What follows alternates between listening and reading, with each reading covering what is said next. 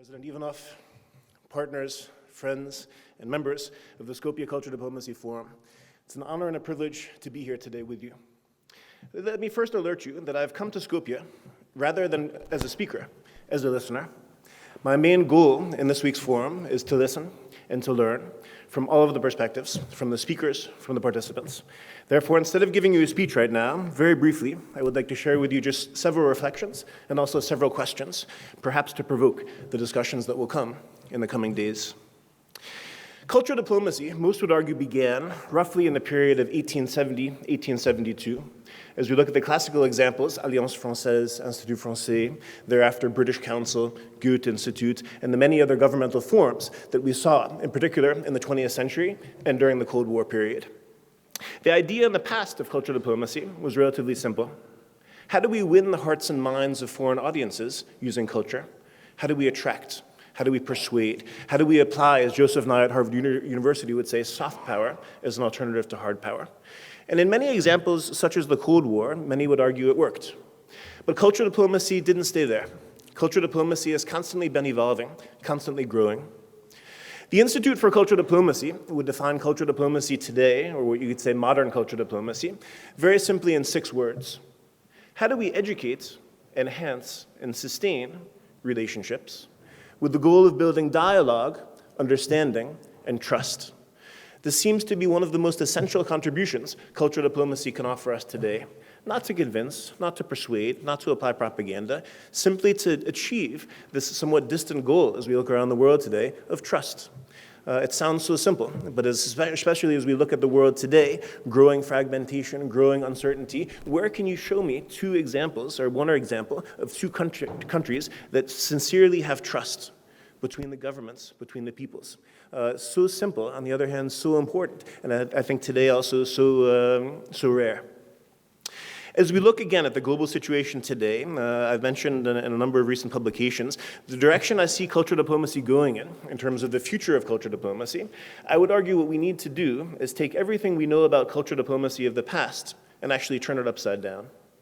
And if you think about it, much more important than speaking and telling our stories to the world, if we're serious about building trust, is actually to do the opposite, to be better listeners, to make conscious efforts within our countries to listen more, to get to know the other, whoever the other is. As we look across our borders as well, listen, get to know, show respect, pay tribute to the other, in whatever form that other may be defined, whether it's through national borders, religious borders, cultural borders.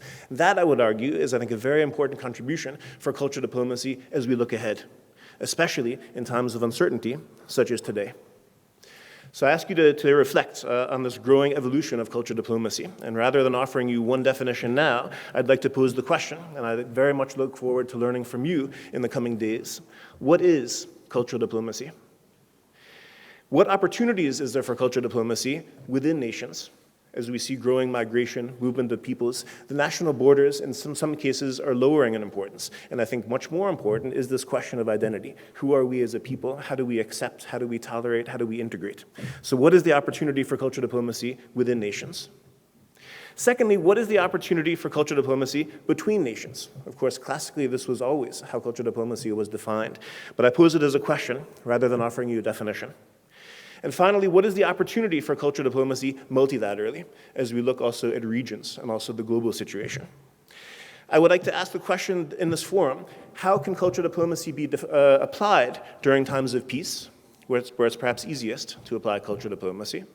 Can cultural diplomacy be applied in times of conflict?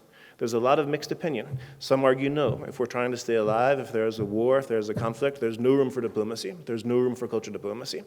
But I would argue then, what is the alternative? If we don't try, if we don't at least make efforts for cultural diplomacy during conflicts, I think the future looks even more gloomy.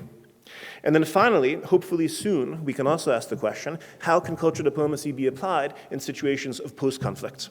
When we talk about reconciliation and moving ahead, what do we do once a war is over? What do we do once the conflict is over? I'm hoping and optimistic that we can have that conversation also. How cultural diplomacy can be applied in post-conflict situations? And then finally, we should also be aware of the fact, what are the limits of cultural diplomacy? How far should it go? Should it intervene? Should it also ask difficult questions? Should it just remain in the domains talking about jazz or design or the arts? Or can it also discuss human rights? can also discuss religion and some of the major divisions that are facing us, again, within our countries as well as beyond. I'm not sure in the coming days if we will find answers to these questions. I hope so. But I do hope at least that we pose the correct questions and that we have a very fruitful exchange of ideas, hopefully fresh ideas, fresh perspectives. And I would be very happy at the end of this forum if we maybe don't have answers to these questions, at least that we have different perspectives and we think a little bit differently about the one issue or the other issue. That would be, for me, a successful forum. Ladies and gentlemen, distinguished guests, my fellow speakers, I wish us inspiration, I wish us creativity, and I wish us innovation for the conversations that will come and for the exchanges that will come. And I thank everyone for traveling, some of you great distances, to be here for the forum. So again, I look forward to being a listener the coming days, to learning from you all. And please, again, extend our sincere gratitude to all of the partners, to all of the speakers who are here. And I look forward very much to learning from you. Thank you.